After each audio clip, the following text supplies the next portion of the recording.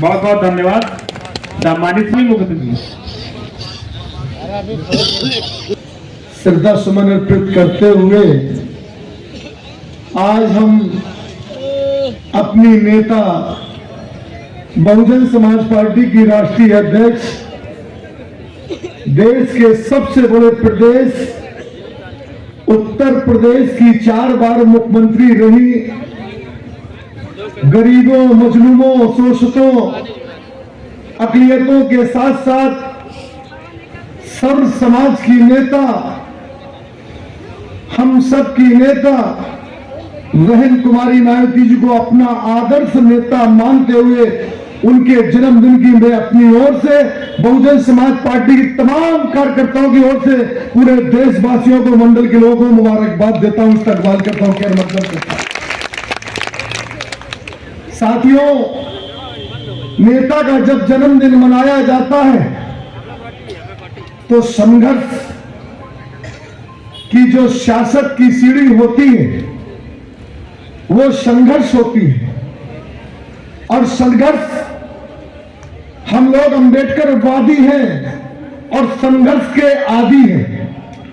हमें कभी अम्बेडकरवादी अगर जो लोग हैं उनको संघर्ष का आदी रहना जरूरी है, क्योंकि संघर्ष जो होता है, संघर्ष से सियासत होती है, बगैर संघर्ष के सियासत आपके पास कभी नहीं हो सकती है। मंच पर उपस्थित बरेली मंडल के प्रभारी, लखनऊ मंडल के प्रभारी, पूर्व विधान परिषद सदस्य भाई विजय प्रताप सिंह साहब हमारे बीच में बैठे हैं।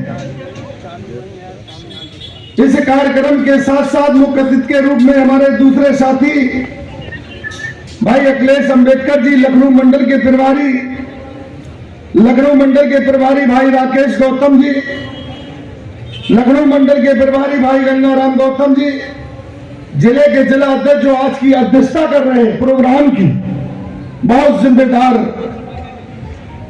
भाई छोटे भाई शैलेंद्र गौतम जी, हमारे बीच में जिम्मेदार साथी जिले के प्रभारी अमरिंदर कुमार गौतम जी, सत्य कुमार गौतम जी, महादेव जागरूक जी, संदीप रावत जी, सरवर मलिक साहब, शान मोहम्मद।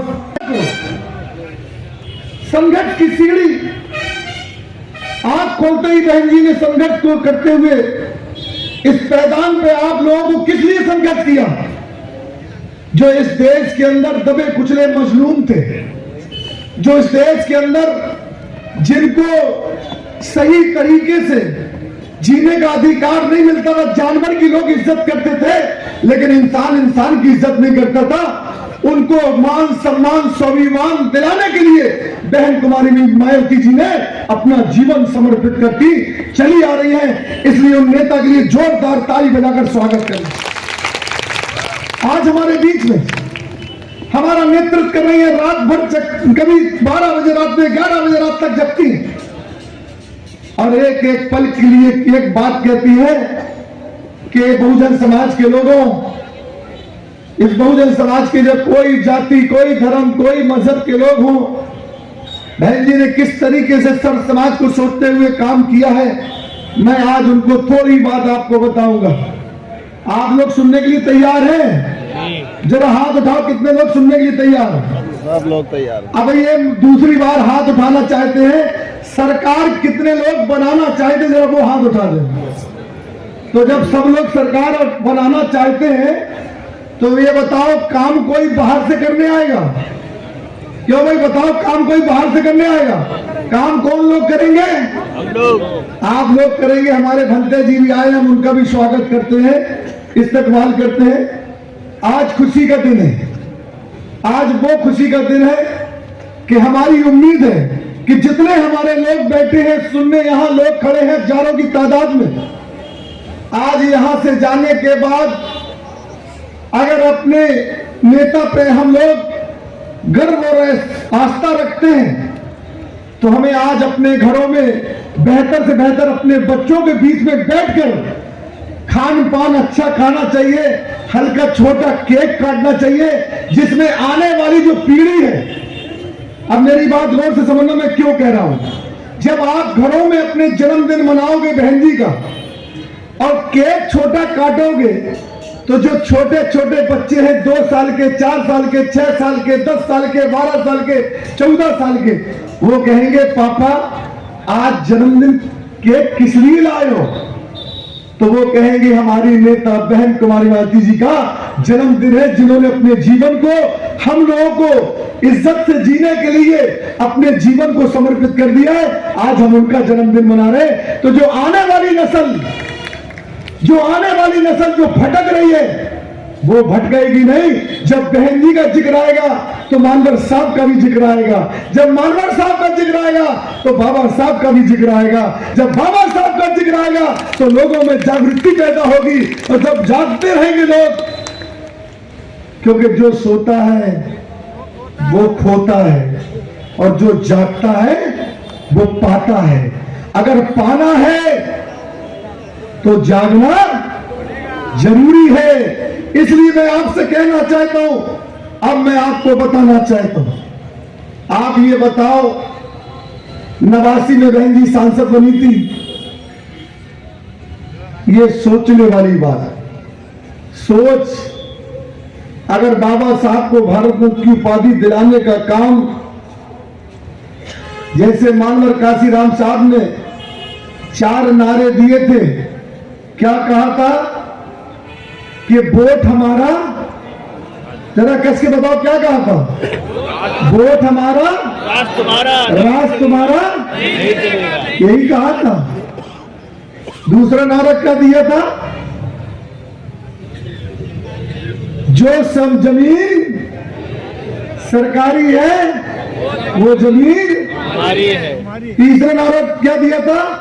जो बहुजन की बात करेगा वो देश पे राज करेगा। और चौथा नारा दिया था जो बाबा साहब ने आरक्षण दिया है, वो आप समझ गए हो कौन सा नारा था? वोट से लेंगे सीएम और पीएम। अब आगे आगे आप समझ लेना, वोट से लेंगे सीएम पीएम और आरक्षण से, अब आपको समझदार हो। और 5वां नारा दिया था, बहन जी ने क्या कहा था? ऐ मेरे दबे कुचले समाज के लोगों, अगर तुम मान सम्मान स्वाभिमान से जीना चाहते हो तो जिस तरीके से अपने घर में अपनी बहन और बेटी की हिफाजत करते हो, उस तरीके से अपने वोट की हिफाजत कर लेना। तुम्हारे मान सम्मान स्वाभिमान से कोई खेलने वाला नहीं होगा।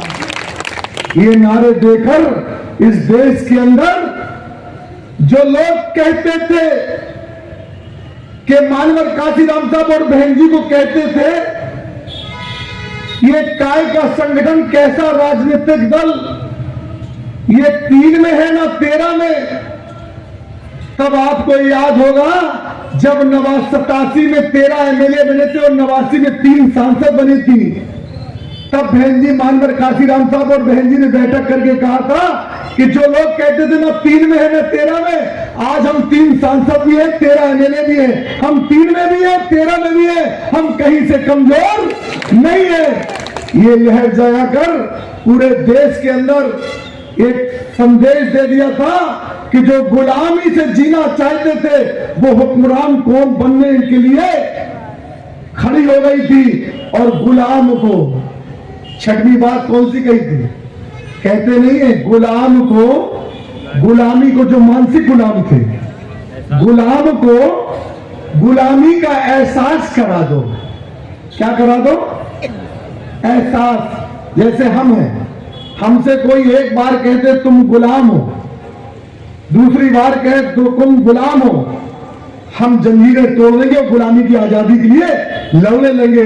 और बहन जी ने कहा था कि जो गुलामी से मुक्ति चाहते हैं वो हमारे साथ आ जाए और जो गुलाम रहना चाहते हैं वो हमारे मूवमेंट से नहीं आए।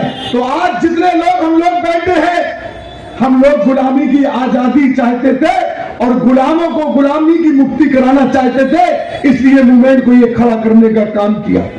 इसलिए मैं आपसे कहना चाहता हूं, वो देवी बहन जी हमारी है, जिन्होंने अपनी पूरे जीवन को आज तक समर्पित करती चली आ रही है, हम उनका जन्मदिन मना रहे हैं। अब मैं आपको बताना चाहता हूं, बहन जी ने जब 1995 में संघर्ष करने के बाद, संघर्ष हमारे साथियों ने बताया, संघर्ष करने के बाद जब पहली बार मुख्यमंत्री बनी,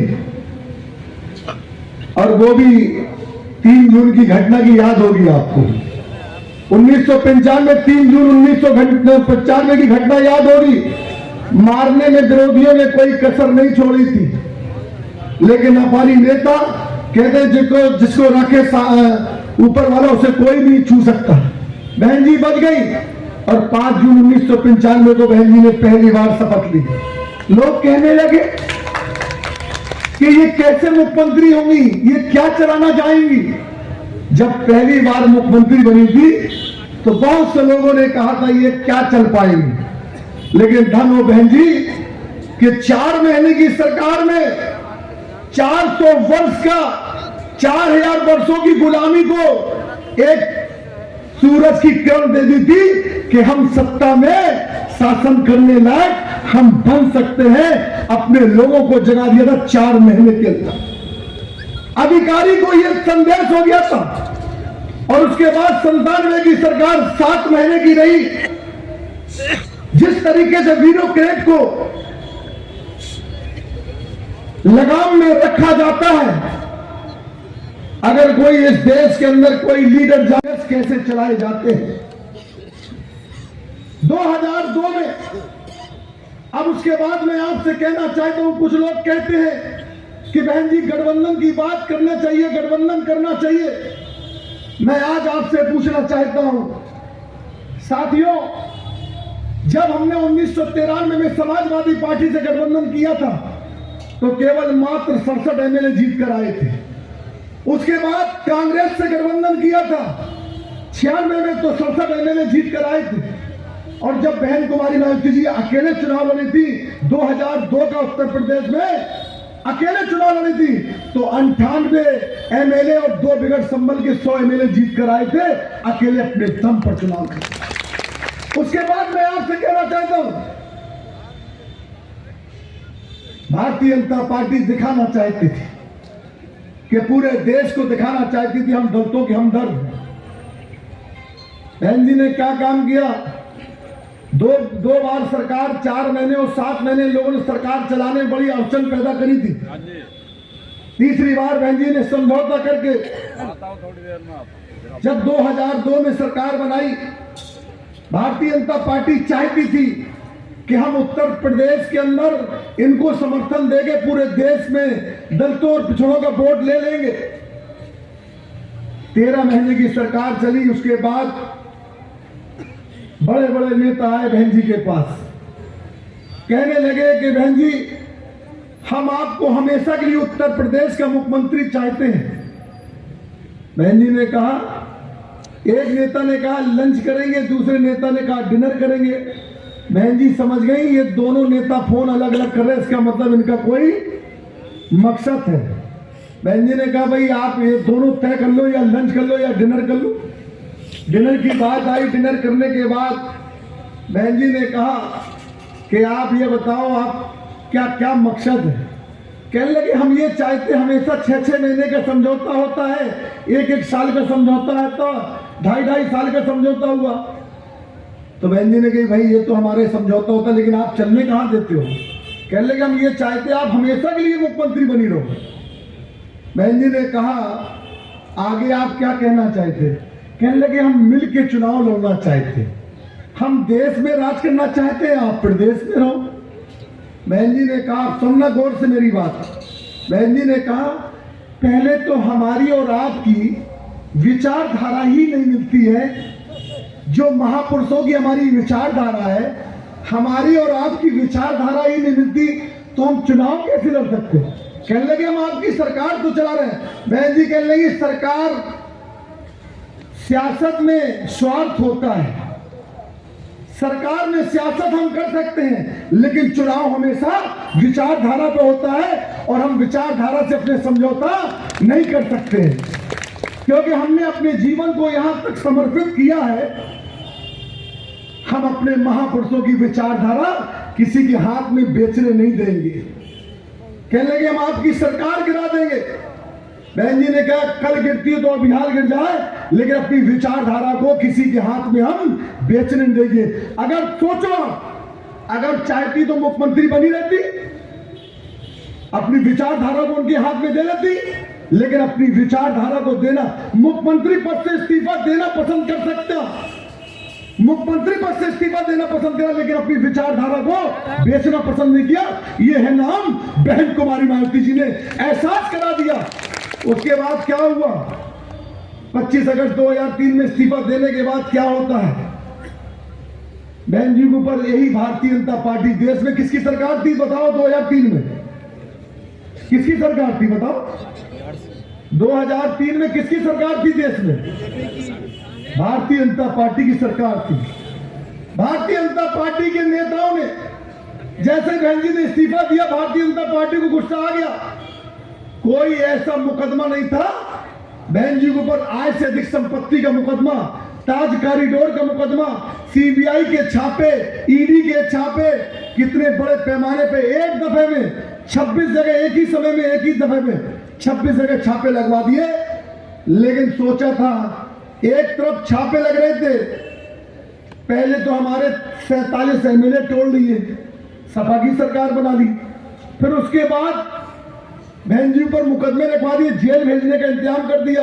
पूरे देश में दलितों में एक रोष पैदा हो गया कि हमारी मात्र एक नेता है बहन जी, उनको भी मिटाना भारतीय जनता पार्टी चाहती है।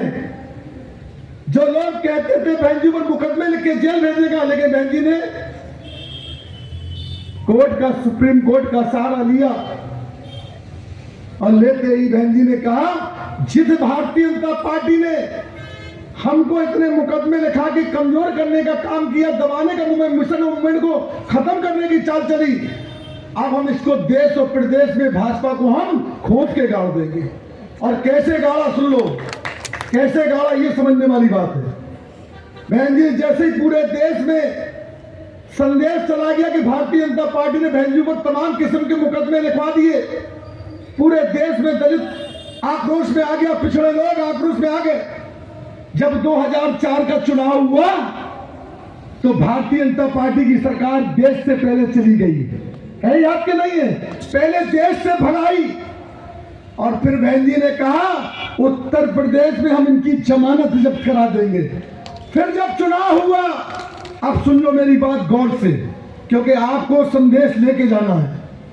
फिर बहन जी ने क्या कहा कि जिसके बुनियाद पे हम इनसे समर्थन लेते थे भाजपा से अपनी सरकार चलाने के लिए, अब हम उनसे डायरेक्ट कहेंगे भाईचारा बनाने के लिए। बहन जी ने ब्राह्मण के बेटे को बुलाया, छत्री के बेटे को बुलाया, बैस के बेटे को बुलाया, मुसलमान के बेटे को बुलाया और ये कहा कि एक तरफ तुम भाजपा की बात करते हो, मुसलमानों तुम सपा की बात करते हो, न तुम्हें सपा ने कुछ दिया, और इधर ब्राह्मण ठाकुर बैठ से कहना तुम्हें भाजपा ने कुछ दिया, तुम आ जाओ, हम तुम्हें भागीदारी देना चाहते हैं।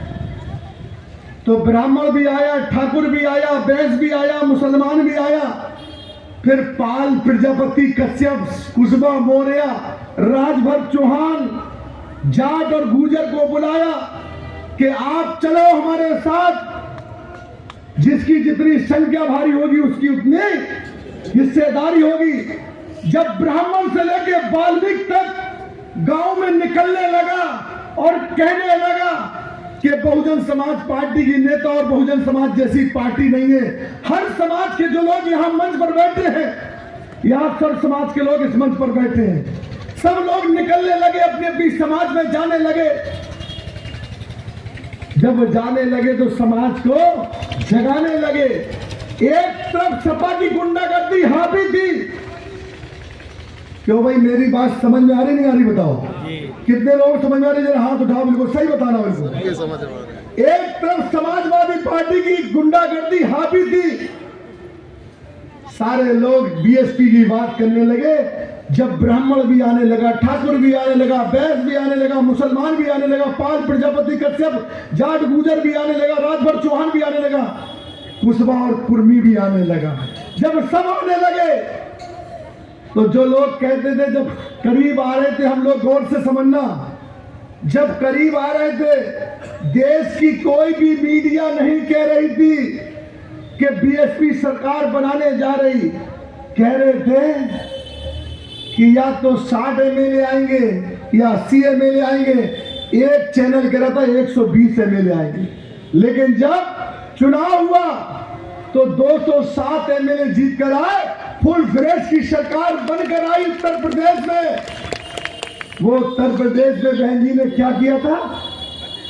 बहन जी ने माली के रूप में काम किया था, जो हम लोगों को सिखाती है। क्या कहती है कि आप लोग माली के रूप में काम करो, क्योंकि कोई भी माली अगर असली माली होता है, जो असली माली होता